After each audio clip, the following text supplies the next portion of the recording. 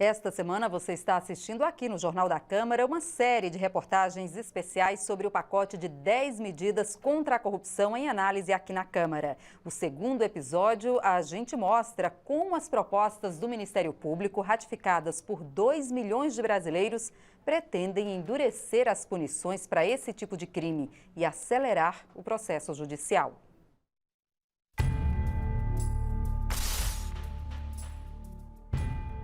Quando a gente olha as 10 medidas, elas parecem ser um todo só, um conjunto único. Mas vamos aprofundar um pouco essa discussão, né? Elas são 67 artigos que querem fazer mais de 100 mudanças. A maior parte no processo judicial. A simples demora já é errada. Justiça lenta, justiça tardia é justiça nenhuma. Mudar, sim. Mas as 10 medidas não são consensuais. É uma coisa absurda, uma coisa pré-medieval. Nós vamos explicar alguns pontos desse conjunto todo de mudanças judiciais. Nós separamos visões a favor e contra cada uma delas. O primeiro desses pontos atende por um nome em latim, habeas corpus, ou se preferir, simplesmente HC. Na teoria, ele serve para garantir a qualquer um o direito de ir e vir.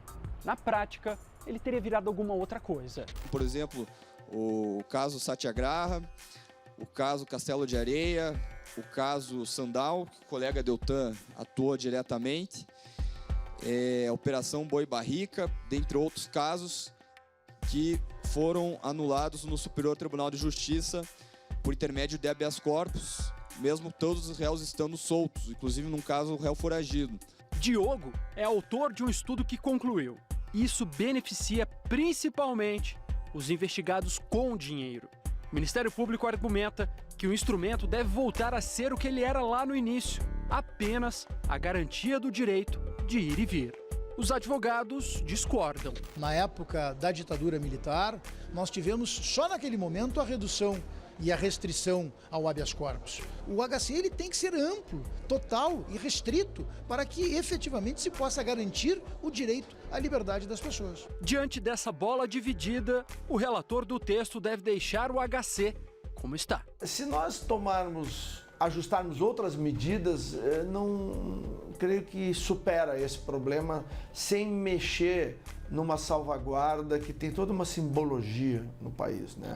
Para falar do nosso próximo ponto, a gente lembra de uma metáfora bíblica, a da árvore envenenada. Uma árvore ruim só pode produzir frutos também ruins. Essa ideia dá nome a uma teoria do direito, que diz que ações ilegais só podem produzir resultados também ilegais. Ou seja, as provas, ou se preferir os frutos nesse caso, não valeriam nada.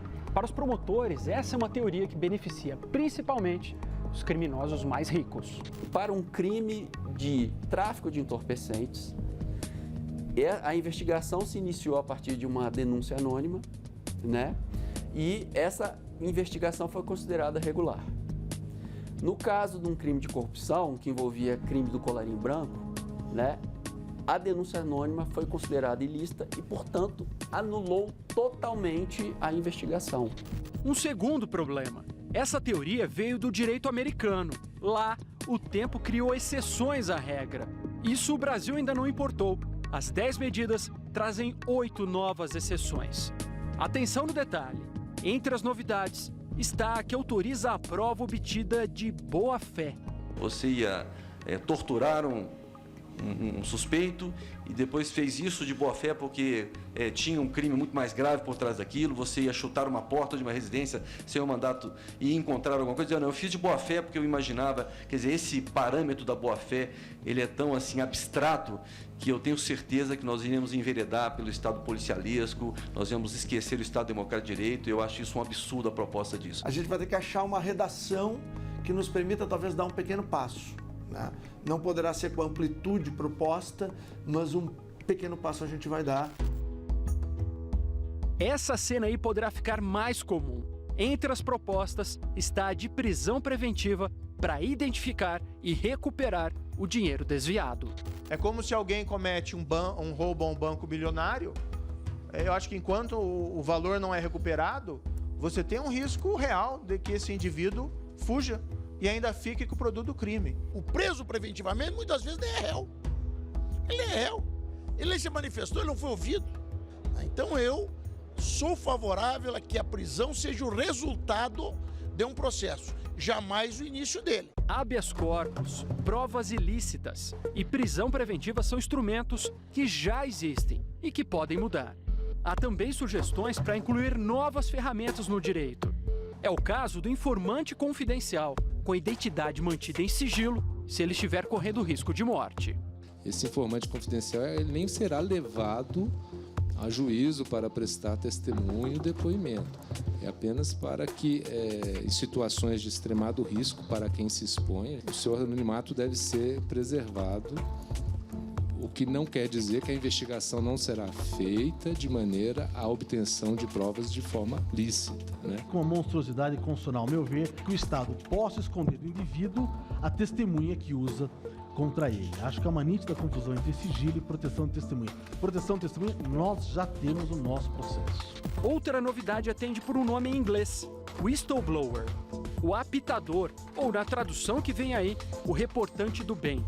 É a pessoa que, sabendo de um crime, faz a denúncia e entrega todo o esquema. Haverá até mesmo prêmio para isso. Pela proposta original, até 5% do valor recuperado. Mais uma novidade está sendo trazida pelo relator.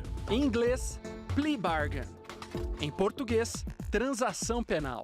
A possibilidade de que o criminoso confesse o crime e faça um acordo, o que economiza tempo e recursos judiciais. Calma aí, eu sei que isso tudo é de dar nó na cabeça e que é mesmo complexo. O importante é entender justamente isso, que cada vírgula, cada frase pode ter um impacto imenso naquilo que vai sair aqui da Câmara. E agora eu queria te convidar para dar o próximo passo. Depois de entender, é hora de você mesmo participar.